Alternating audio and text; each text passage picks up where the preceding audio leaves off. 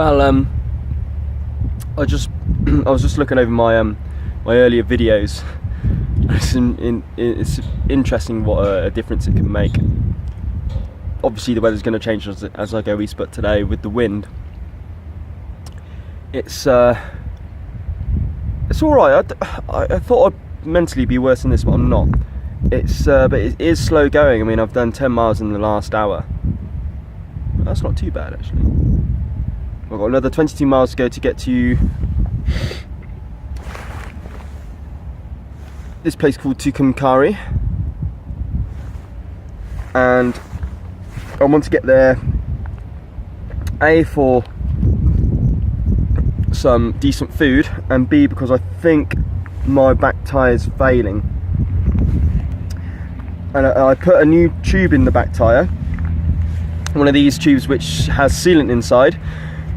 So apparently what happens is if you get a puncture, you pull the item out of the tyre, and you move the tyre around to activate the sealant, and the sealant goes in, and effectively it's like a scab on your skin. It sets, and then I presume you put the pressure up.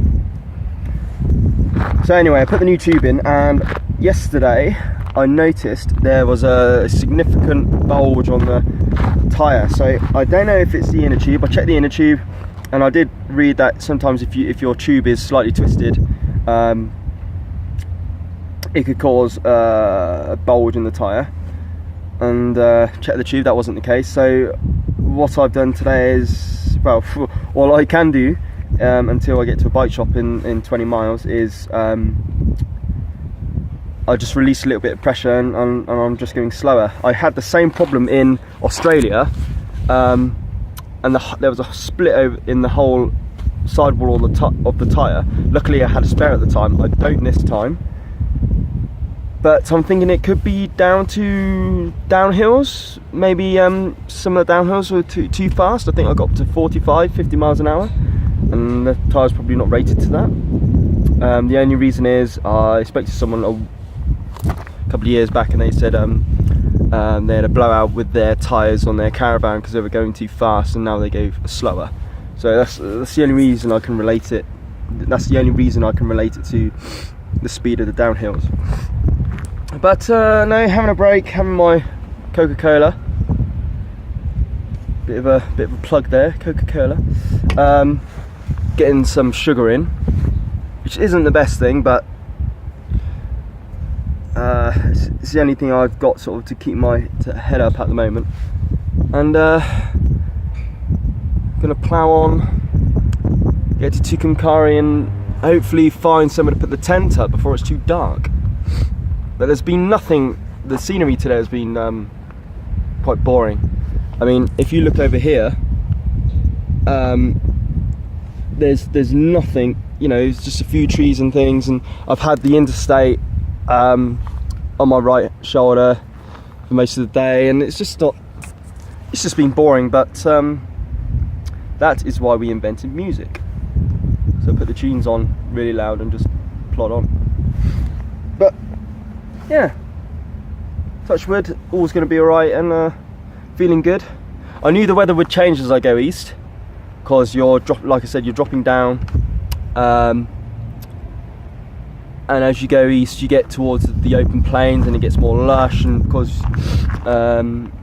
so you can get a lot more storms and stuff. So I'm just telling myself this is a bit of a test today, and all I do is think about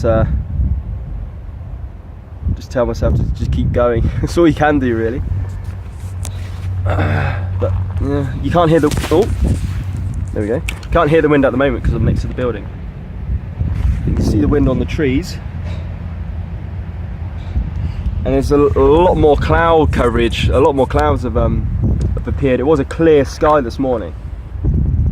You can really see the clouds moving across towards the west.